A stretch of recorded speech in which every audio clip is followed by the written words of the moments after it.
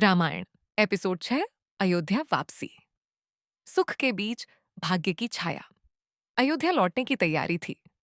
मिथिला में अभी भी विवाह का उत्सव मंद मंद धड़क रहा था। चारों ओर मंगलगान थे, दीप जल रहे थे। राजा जनक का महल आशीर्वादों से भर गया था। पर कथा के हर उत्सव में नियति एक मौन पंक्ति लिख ही देती है, क्योंकि जहां आनंद होता है वहां परीक्षा का संकेत भी कहीं ना कहीं छिपा रहता है। मिथिला से विदाई, नए जीवन की दहलीज। राम और सीता एक दूसरे के साथ अब एक नए जीवन में प्रवेश कर चुके थे। सीता के लिए मिथिला छोड़ना केवल नगर छोड़ना नहीं था, ये अपने बचपन, अपने पिता और अपनी मिट्टी से एक शांत विदाई थी। राजा जनक सीता को विदा करते समय मौन थे, पर उस मौन में कई उपदेश थे। उन्होंने कहा, सीते, जहां तुम्हारा धर्म तुम्हें ले जाए वही तुम्हारा घर होगा, और जहां मर्यादा तुम्हारा साथ दे वहीं तुम्हारी शक्ति होगी। सीता ने अपने पिता के चरण स्पर्श किए। आंखों में आंसू थे, पर दृष्टि में दृढ़ता, क्योंकि वह जानती थी ये विवाह सुख का वादा नहीं है, ये कर्तव्य का संकल्प है। यात्रा आरंभ, राजसी वैभव और भीतर की शांति। दशरथ का काफिला मिथिला से चला। हाथी, घोड़े, रथ, राजसी वैभव अपनी पूरी चमक में था। पर इस वैभव के बीच राम जैसे हमेशा शांत थे। सीता रथ में बैठी अयोध्या की ओर देख रही थी। उनके मन में उत्सुकता थी। एक नई भूमि, एक नया घर, एक नई भूमिका। और उनके साथ राम थे, जिनके साथ भय का स्थान कभी नहीं रह सकता।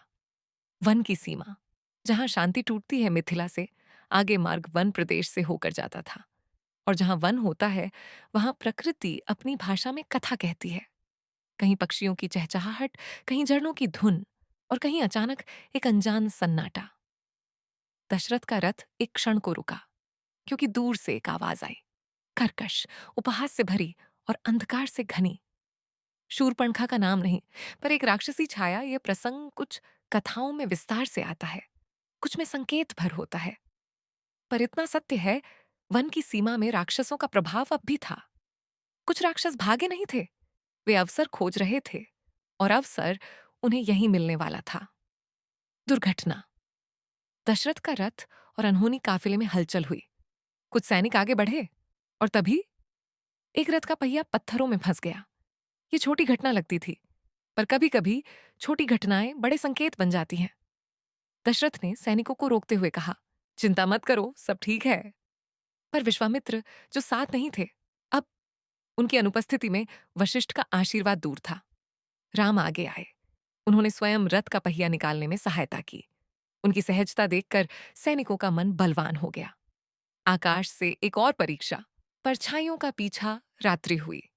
काफिला एक स्थान पर रुका, अग्नि जली, भोजन बना, और राजाओं ने विश्राम किया।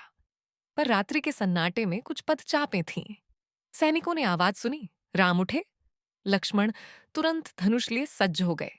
राम ने केवल इतना कहा, डरो मत, जो भय फैलाता है उसके भीतर स्वयं भय होता है। राक्षसों का आक्रमण। पहला संकेत, अचानक कुछ राक्षस अंधकार से निकले। वे युद्ध की शक्ति से नहीं, कपट से आए थे। वे काफिले की व्यवस्था बिगाड़ना चाहते थे। राम ने धनुष उठाया, पर यह युद्ध रक्तपात का नहीं था, यह संदेश का था।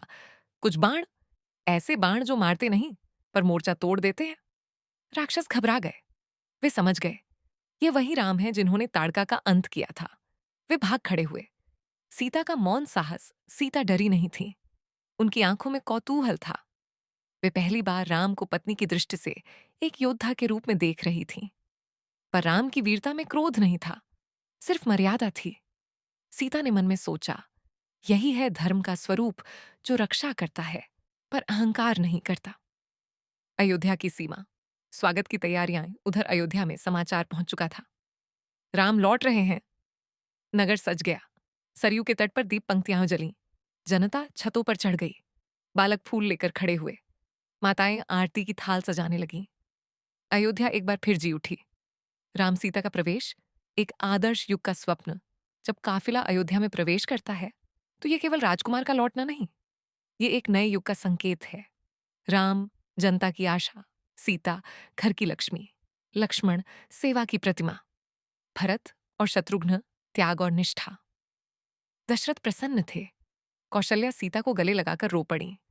सुमित्रा लक्ष्मण को आशीर्वाद देती रहीं। कैकेयी भरत के साथ अपनी अलग दुनिया में शांत थीं। सब कुछ सुंदर प्रतीत हो रहा था, पर सुंदरता में छिपा एक प्रश्न पर कथा यहीं ठहरती नहीं, क्योंकि यही वह समय है जब सुख के बीच भाग्य अपनी छाया डालता है।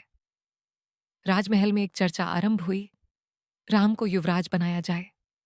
ये बात सुनते ही अयोध्या में हर्ष की लहर दौड़ गई। जनता चाहती थी राम राज्य करें, पर हर इच्छा पूरी नहीं होती सीधे रास्ते से। कुछ इच्छाएं किसी और के मन में ईर्ष्या बनकर जग जाती हैं। समापन। तूफान से पहले की शांति अयोध्या उत्सव में थी। राम धर्म में थे, सीता मर्यादा में थी, पर राजमहल के किसी कोने में एक ऐसा चक्र धीरे धीरे घूम रहा था जो आगे चलकर वनवास का मार्ग बनेगा। ये तूफान अभी आया नहीं है, पर उसकी हवा अब महसूस होने लगी है। अगले एपिसोड में युवराज की घोषणा, जब अयोध्या ने दीप जलाए और एक षड्यंत्र जाग उठा, वहां से कथा अपनी सबसे कठिन राह पर चलने लगेगी।